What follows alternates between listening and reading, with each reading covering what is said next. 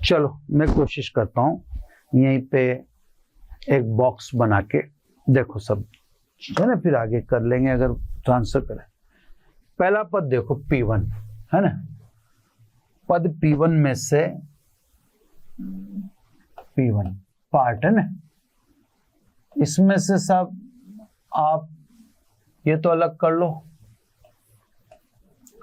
V0 sine omega T, ये आरोपित वोल्टता थी, इसको अलग कर लो, ठीक है, पद P1 में से। अब जो बचा उसको मैं थोड़ा संकीर्णता में लिखूंगा, थोड़ा जगह बचाता हुआ लिखूंगा, मैं फंस गया ना इस समय। अब जो बचा देखो, V0 साइन ओमेगा टी आपने निकाल लेते, एक साइन ओमेगा टी रह गया, ध्यान से देखना साहब है ना, I0 cos फाई, ये तो कांस्टेंट है ना, और बाहर क्या बचा, साइन ओमेगा टी, ठीक है। चलो अब मेरे को समझाने में आसानी रहेगी। P2 की बात करें, इसमें से भी आरोपित वोल्टता बाहर निकाल लो, है ना, अभी सब समझा दूंगा मैं, बस आप तो वेट करो थोड़ा सा, है ना, मैं इसको अगले पेज पर भी ले जा सकता हूं। अब सब सेकंड में से V0 साइन ओमेगा टी निकाल लिया आपने, करंट देख लो, करंट कितनी रही, I0 sine phi, I0 sine phi, है ना, क्लियर, और कोस ओमेगा टी, कोस ओमेगा टी। चलो सब, अब अभी मैं पहले इस डेरिवेशन को कंप्लीट कर दूं, फिर मैं वापस ही आऊंगा, और हो सकेगा तो मैं इनको अगले पेज पर ले जाऊंगा विस्तार से समझाने के लिए, लेकिन फिलहाल अभी इनको मैंने एक तरफ लिख दिया। अब वापस ही आ जाओ, है ना, यह बात अपनी हो चुकी कंप्लीट कि सब P1 और P2, ठीक है साहब, ये दोनों क्या नाम से टी के फलन है, और ये टी के फलन है तो स्वाभाविक रूप से दोनों समय के सापेक्ष परिवर्तित होंगे। समय के साथ परिवर्तित होने के कारण इनका एक चक्र में औसत लेना होगा, क्लियर, औसत शक्ति है ना, तो सब P average is equal to PT, एक चक्र में औसत, ये ध्यान रखना, एक चक्र में, है ना, तो सब औसत निकालो। अब देखो ध्यान रखिएगा, आप कांस्टेंट का कभी भी औसत नहीं निकालते हैं, ये कांस्टेंट है, कांस्टेंट का औसत नहीं निकलता, सामान्य सी बात है, अगर कांस्टेंट का भी औसत निकल रहा है तो फिर वो कांस्टेंट ही नहीं है ना, तो कांस्टेंट का कभी भी औसत नहीं निकालते हैं, है ना, कांस्टेंट को बाहर निकालो, औसत निकलेगा वेरिएबल का, यानी जिसमें टी है उसी का औसत निकलेगा, ये औसत में दर्शा देता हूं ऐसे, ठीक है। सेकंड पद P2 पे आ जाओ, पहले तो कांस्टेंट को बाहर पटको, V0 I0 sine phi, constant को बाहर कर दिया आपने, है ना। अब देखो यहां मैं 2 से डिवीजन करता हूं और 2 से गुणा कर देता हूं, ये 2 का भाग दिया, वो 2 का गुणा किया, तो क्या हो गया 2 साइन ओमेगा टी कोस ओमेगा टी, और 2 साइन ओमेगा टी कोस ओमेगा टी को क्या कहते हैं हम, फॉर्मूला क्या है, 2 साइन या साइन 2 ओमेगा टी, कैसे यहां लिख देता हूं, क्योंकि फॉर्मूला है साइन 2a बराबर 2 साइन ए कोस ए। एक बार और समझा देता हूं मैं बात को, है ना, फिर मैं अपना काम करता हूं, क्लियर, ये तो देखो फॉर्मूला है साइन 2a का। अब मैंने क्या किया, पद P2 की बात कर रहे हैं, एक मिनट, पद P2 की बात कर रहे हैं, कांस्टेंट को तो अलग निकाल दिया, साइन ओमेगा टी कोस ओमेगा टी था, तो मैंने इसमें 2 का भाग दे दिया और 2 का मल्टीप्लाई कर दिया, तो ये क्या हो गया 2 साइन ओमेगा टी कोस ओमेगा टी, और अपन जानते हैं 2 साइन है कोस है, is equal to sign 2a, तो मैंने लिख दिया साइन 2a, तो a की जगह 2 ओमेगा टी। एवरेज जो टी का फलन है एवरेज उसी का निकलेगा। तो साहब इसको तो अलग रख देना है ना, इसको तो मेरे को विस्तार में चर्चा करनी रहेगी, जो मैंने इसको अलग पटक दिया ना। तो साहब इसलिए या क्योंकि अब सब साइन की 2 घात, तो मैं आपको बार बार बता दूं साइन स्क्वायर होता चाहे कोस स्क्वायर होता, अगर 2 घात है तो एक चक्र में औसत सदैव 1/2 होगा। साइन और कोस की 2 घात का एक चक्र में औसत सदैव 1/2 होता है। वह साइन 2 ओमेगा टी अगर 1 घात है तो इसका औसत सदैव 0 होता है। क्लियर साहब, रखो सब मान। इसलिए औसत शक्ति कितनी हुई? V0 I0 cos फाई और साइन स्क्वायर ओमेगा टी की जगह क्या लिखते हैं 1/2, ये लिख दिया 1/2 माइनस दूसरे पद में sine 2 omega t, sine 2 omega t औसत क्या है 0, ये 0। तो सब पार्ट P2 तो हो गया 0, जबकि पार्ट P1 नहीं हुआ 0। पार्ट P1 तो चल रहा है अभी भी, देख रहे हो ना आप। पार्ट P1 वर्तमान में भी मौजूद है, यानी P average is equal to, इसको ऐसे लिख दूं V0/√2 into I0/√2 cos phi. भाई V0/√2 इंटू I0/√2 तो √2 इंटू √2 इज इक्वल टू 2 है ना। तो मैंने इसको ऐसे लिख दिया। अब बोलो V0/√2 को क्या बोलते हैं? VRMS। I0/√2 को क्या बोलते हैं? IRMS cos phi. ये सब औसत शक्ति। क्लियर? अगर आप चाहें तो क्योंकि V इंटू आई को P लिखते हैं तो VRMS इंटू IRMS को लिख दें आप PRMS cos फाई, ऐसा भी लिख सकते हैं। अब देखो एक एक बात को ध्यान से सुने।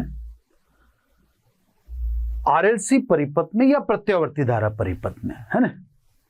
अब क्योंकि RLC भी आप ऐसे समझो, RL भी तो ऐसी सर्किट ही है, RC भी ऐसी सर्किट ही है, LC भी ऐसी सर्किट ही है ना। बस केवल R ही तो है जो AC और DC में समान व्यवहार करता है। तो प्रत्यावर्ती धारा परिपथ बोल देता हूं, उसमें RLC भी आ गया, RL भी आ गया, RC भी आ गया, LC भी आ गया, L भी आ गया, C भी आ गया। तो देखो RLC परिपथ में औसत शक्ति, सॉरी प्रत्यावर्ती धारा परिपथ में औसत शक्ति VRMS पहले भी V पे डिपेंड तो करता ही था, DC में भी। IRMS पहले भी I पे डिपेंड करता था, DC में भी। वो तो यहां तक तो नई बात नहीं है। VRMS इंटू IRMS में तो आप बिल्कुल भी नई बात मत मानो, क्योंकि पहले V इंटू I था DC में, अब V की जगह VRMS होना ही था, I की जगह IRMS होना ही था। तो वो तो कोई मिरेकल नहीं है, वो तो होना ही था। अपन फॉर्मूले की वैसे कॉपी करते हैं, तो DC का जब V उठाते हैं तो उसे AC में उसको VRMS लिखते हैं, DC का I उठाते हैं तो AC को उसमें IRMS लिखते हैं। नथिंग न्यू, है ना, वो सिंपल सी बात है।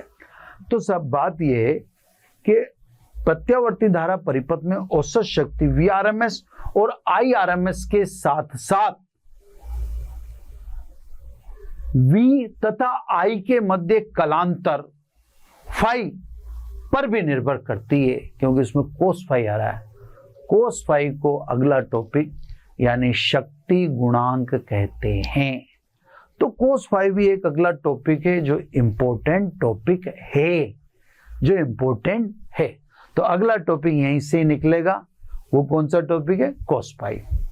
अब आ जाओ सब इधर की तरफ, बहुत ध्यान से देखना सब, अगर समझो, क्योंकि ये भी एक टॉपिक है है ना, इसका भी अपना महत्व है।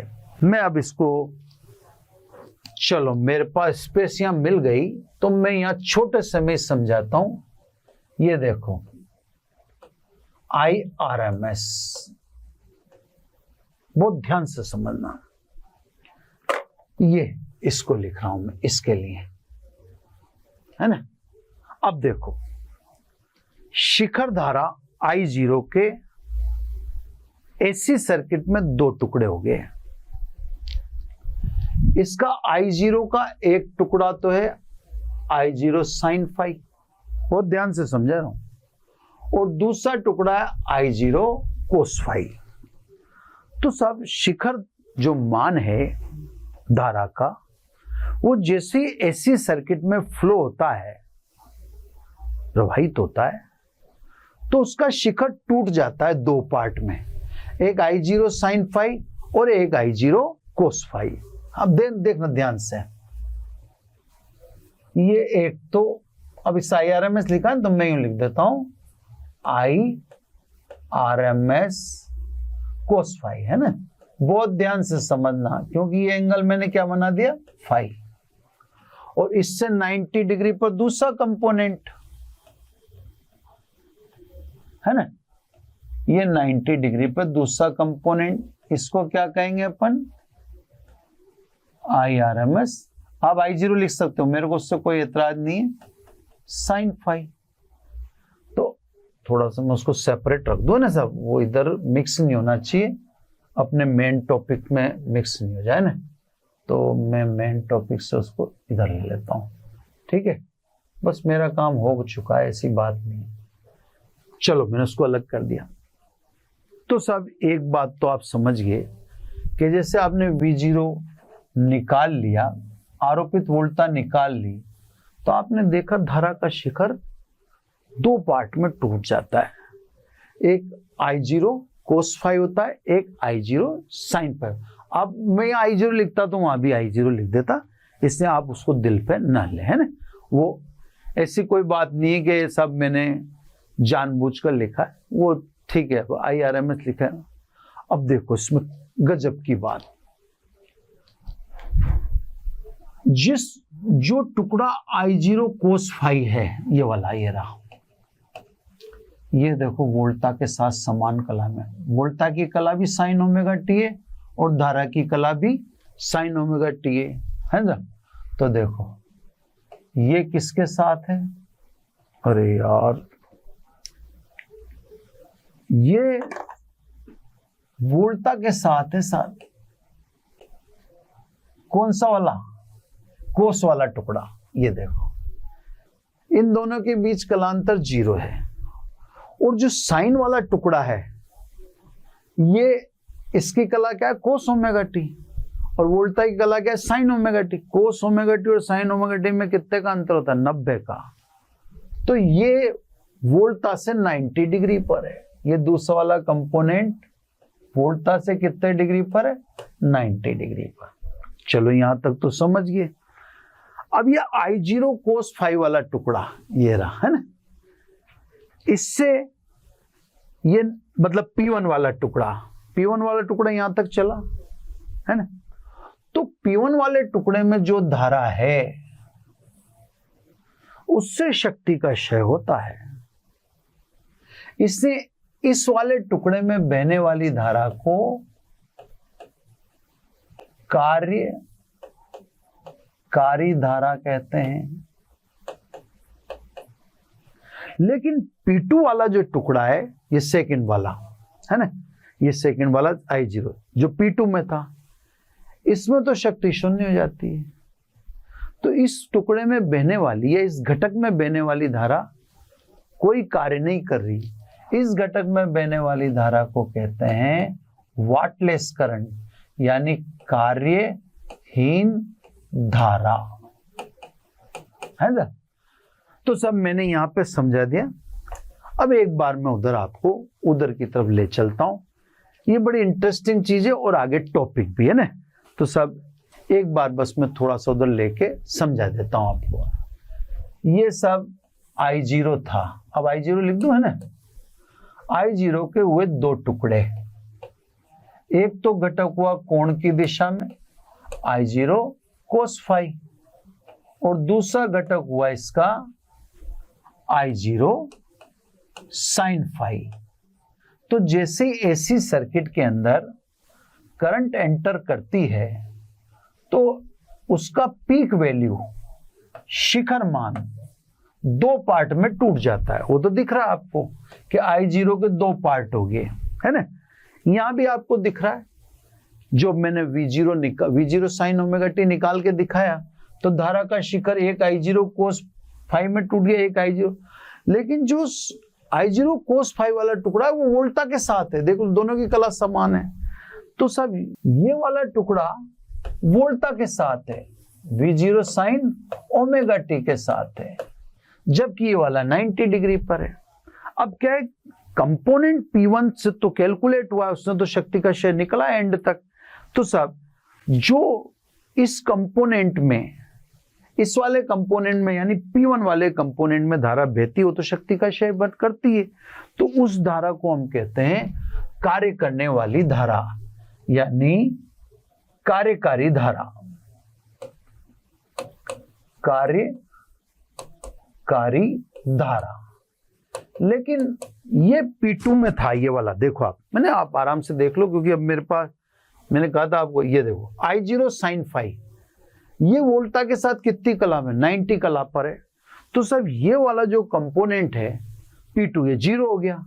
तो इस कंपोनेंट में बहने वाली धारा से शक्ति का क्षय 0 है, यानी ये धारा कौन सी धारा कहलाएगी, कार्यहीन धारा, क्योंकि ये शक्ति का क्षय करती ही नहीं है या कार्य करती ही नहीं है। तो ये भी एक टॉपिक बनेगा, है ना। चलो सब, फिलहाल अपना शक्ति का टॉपिक हो गया। अब शक्ति में आ जाओ वापिस, ये तो मैंने बीच में आपको इंटरप्रेट किया था। हाँ साहब, औसत शक्ति Vrms और Irms के साथ साथ वोल्टा व धारा के मध्य कलांतर फाई पर भी निर्भर करती है ना। अब साहब यहां से अगला टॉपिक चलेगा, उसे कहेंगे शक्ति गुणांक। तो साहब नेक्स्ट टॉपिक लें अब अपन, पावर फैक्टर, इंपॉर्टेंट है ना साहब, शक्ति गुणांक। ठीक है, ये अगला टॉपिक अपना पावर फैक्टर। पूरा नहीं होगा, लेकिन जहां तक होगा वहां तक अपन इसको कैलकुलेट कर देंगे, है ना। कोई ऐसी बात नहीं है। मैंने आपसे कहा था कि इसमें सब सभी टॉपिक कंप्लीट नहीं हो पाएंगे, बीच बीच में दिक्कत आएगी, है ना। तो साहब कोस फाई आपको बोलना है। कोस फाई में आपको कोई दिमाग लगाने की जरूरत नहीं है, आप कोस फाई में सीधा सीधा बोल दो, प्रत्यावर्ती धारा परिपथ में वोल्टा तथा धारा के मध्य कलांतर फाई का कोसाइन यानी कोस फाई को शक्ति गुणांक कहते हैं। यह, अब जैसे गणितीय पदों में बोलो तो यह किसके बराबर होता है, तो आप यहां से बोल दो, यह औसत शक्ति व आभासी शक्ति के अनुपात के बराबर होता है। यानी कहने का मतलब cos phi is equal to औसत शक्ति और P/Rs, यानी हिंदी में लिख देता हूं, ये किसके बराबर है, औसत शक्ति तथा आभासी शक्ति के अनुपात के बराबर होता है। ये सब अपन ने कोस फाई की परिभाषा दे दी। अब आ जाइए बात, कोस फाई किस पे डिपेंड करता है। तो आप जानते हो L के लिए फाई का मान अलग है, C के लिए फाई का मान अलग है, R के लिए फाई का मान अलग है, RL के लिए अलग है, RC के लिए अलग है। तो सीधी सीधी बात है कि सब शक्ति गुणांक परिपथ में लगे हुए अवयव की प्रकृति पर निर्भर करता है। ठीक है ना। अब सब कौन कौन से कंपोनेंट होंगे, अब ध्यान से समझे सब। केवल शुद्ध R, केवल शुद्ध प्रतिरोध, है ना, केवल शुद्ध प्रतिरोध की बात करें अपन, अब हम जानते हैं R के लिए phi बराबर 0 है ना,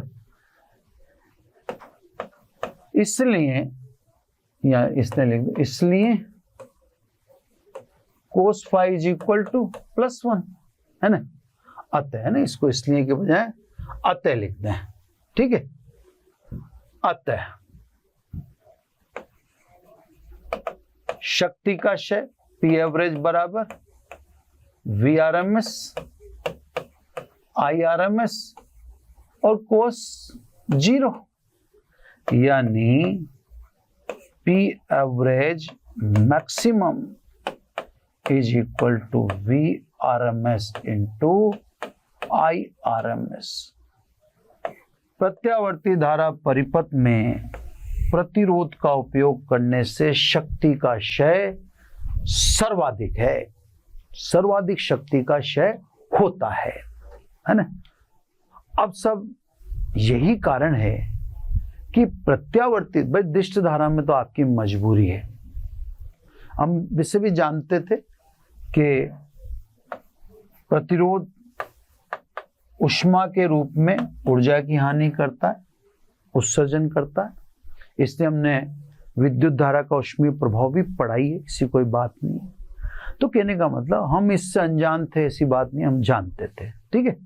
तो सब प्रतिरोध का उपयोग करने पर प्रत्यावर्ती धारा परिपथ में शक्ति का क्षय अधिकतम होता है। डीसी में तो आपकी मजबूरी है कि धारा आपको प्रतिरोध से ही नियंत्रित करनी पड़ेगी, नुकसान झेलना ही पड़ेगा, ऐसी में आप मजबूर नहीं हैं। तो सब हमें प्रत्यावर्ती धारा को प्रतिरोध से नियंत्रित करने से बचना चाहिए, क्योंकि शक्ति का क्षय सर्वाधिक होता है। क्या रीजन है, रीजन की अपन बात अलग से कर लेंगे, ठीक है ना, वो मैं आपको अलग से समझा दूंगा। पहले मोटा मोटी आप बात को समझ लो, फिर कारण मैं अगले एपिसोड में समझा दूंगा कि सब प्रतिरोध में शक्ति का क्षय अधिकतम क्यों हुआ, वो अपन सब ले लेंगे, उसकी टेंशन मत लो आप, है ना। पहले सीधे सीधे टॉपिक। अब सब केवल शुद्ध धारिता या केवल शुद्ध प्रेरकत्व। अब शुद्ध धारिता हो चाहे शुद्ध प्रेरकत्व, दोनों के लिए phi बराबर ±π/2, एक के लिए +π/2, एक के लिए -π/2 है, इसलिए cos phi is equal to 0, +π/2 रखोगे -π/2 रखोगे 0 आएगा। अतः P average VRMS IRMS cos 90 plus minus रख दो, कोई फर्क नहीं पड़ता। एक मिनट यार, रगड़ा पेटिस हो जाता है, मजा नहीं आता। राइटिंग चलती है तो फिर चलनी चाहिए ना, फिर वो क्या है तो घसीटना, मैं तो प्लस माइनस रख देता हूँ ना, +-π/2 cos π/2 0 है, यानी P average minimum is equal to 0। गजब, यानी केवल शुद्ध कुंडली काम में लें या केवल शुद्ध धारिता का इस्तेमाल करें प्रत्यावर्ती धारा परिपथ में, तो शक्ति का क्षय 0 है, कोई शक्ति की हानि नहीं होती। यही कारण है कि जैसे पंखा है उसमें संधारित्र का इस्तेमाल करते हैं, कूलर है, मोटर है, इन सभी में धारा को नियंत्रित करने के लिए कहीं संधारित्र का इस्तेमाल करते हैं और कहीं कुंडली का इस्तेमाल करते हैं, क्योंकि इसमें शक्ति का क्षय 0 है। समझिए। अब सब ये तो R की बात होगी, L की बात होगी, C की बात होगी। अपन क्योंकि RLC सर्किट में अब RL भी है, RC भी, RLC भी है, तो सब अब सीधा सीधा अपन सबकी बात कर लेते हैं एक साथ। समझ में आएगी बात? इसको एक बार और सुन लो। शुद्ध कुंडली का इस्तेमाल करने पर या शुद्ध धारिता का इस्तेमाल करने पर, शुद्ध कुंडली और शुद्ध धारिता का इस्तेमाल करने पर शक्ति का क्षय शून्य है, क्योंकि उसमें शक्ति गुणांक 0 होता है और शक्ति का क्षय शून्य है। तो यही कारण है कि हमें प्रत्यावर्ती धारा को या तो कुंडली से या संधारित्र से नियंत्रित करना चाहिए। शक्ति का क्षय क्यों शून्य है अगले एपिसोड में शुरुआत करके ही बता दूंगा, आपको टेंशन लेने की जरूरत नहीं। और शुरू में बता दूंगा मैं कि साहब प्रतिरोध में शक्ति का क्षय अधिकतम क्यों होता है और कुंडली और संधारित्र में शक्ति का क्षय क्यों नहीं होता, रीजन अलग से, पहले बात। अब आ जाओ साहब आरएलसी परिपथ में। आरएलसी परिपथ में, अब आरएलसी परिपथ में भी शक्ति गुणांक निकालो। तो क्योंकि आरएलसी परिपथ में फाई बराबर जानते हो आप, tan inverse XL minus XC upon R, है ना, यानी tan phi is equal to XL minus XC upon R, है ना। अब अपन जानते हैं ये लंब है और ये आधार है ना। तो कर्ण क्या हुआ साहब, कर्ण बराबर लंब का स्क्वायर और आधार का, तो आधार का स्क्वायर प्लस लंब का मतलब एक्सएल माइनस एक्सी का होल स्क्वायर। अब इसको तो अपन जेड कहते हैं, ये तो कहलाता है जेड, है ना। अतः कोस फाई, आरएलसी परिपथ में बता रहा हूं कितना हुआ, कोस फाई यानी आधार बटा कर्ण, आधार कितना आर और कर्ण कितना जेड। तो आरएलसी सर्किट में शक्ति गुणांक का मान आर अपॉन जेड। एक बार और समझ लो, है ना। देखो कुछ चीज मिटा देता हूं थोड़ी बहुत, है ना, ये मिटा देता हूं, ठीक। अपने को वो दो तो अपन समझिए, अगले टॉपिक में स्टार्ट में उसका अपन जिक्र कर देंगे, ठीक है। ये मैंने बना ही दिया था उधर, चाहो तो इसको मिटा दो, लेकिन कोई जरूरत नहीं, अपना एंड हो गया है ना। तो आरएलसी की तो सेपरेट बात कर ली, लेकिन आरएल की भी बात करनी है, आरसी की भी बात करनी है, आरएलसी की भी बात करनी है, एलसी की भी बात करनी, तो सब आरएलसी परिपथ में। आरएलसी परिपथ में कलांतर कितना होता है, tan inverse XL minus XC upon R, यानी tan phi is equal to XL minus, अब tan बराबर लंब बटा आधार होता है, तो ये लंब है। एक मिनट पेन चेंज कर लूं, अरे दादा नहीं हो रहा, ये वाइट ही है ना, पेन चेंज कर, ये सब ये लंब है और ये आधार है। तो कर्ण निकालो, कर्ण आधार का स्क्वायर प्लस लंब का स्क्वायर, अब r square plus x l minus x square, इसको क्या कहते हैं, जेड कहते हैं। अतः कोस फाई मतलब आधार बटा कर्ण। तो अपन आरएलसी सर्किट के लिए कहें तो शक्ति गुणांक कितना होगा, आर अपॉन जेड। लास्ट अनुनाद द तो लिखा है मैं नहीं रहा यार, अनुनाद पर z किसके बराबर हो जाता है, r के बराबर, इसलिए कोस फाई यानी शक्ति गुणांक r और z किसके बराबर हो जाता है, r के बराबर। तो अनुनाद के समय कोस फाई कितना होता है, 1। अब आप इसको उस समय देखना जब अपन ने लिखा था ना अनुनाद के समय आरएलसी परिपथ में, अनुनाद के समय क्या क्या होता है आरएलसी परिपथ में, तो वहां अपन ने लिखा था शक्ति गुणांक का मान 1 हो जाता। तो ये तो आप समझिए, सबके लिए आ गया ये, जिसके लिए चाहिए इससे लेना, मैं सब सवाल वाल कराऊंगा, है ना। अनुनाद के समय बात करें तो अनुनाद के समय प्रतिबाधा प्रतिरोध के बराबर होती है, तो मैंने प्रतिबाधा जेड की जगह आर रख दिया, जेड की जगह आर रख दूंगा तो आर बटा आर यानी 1।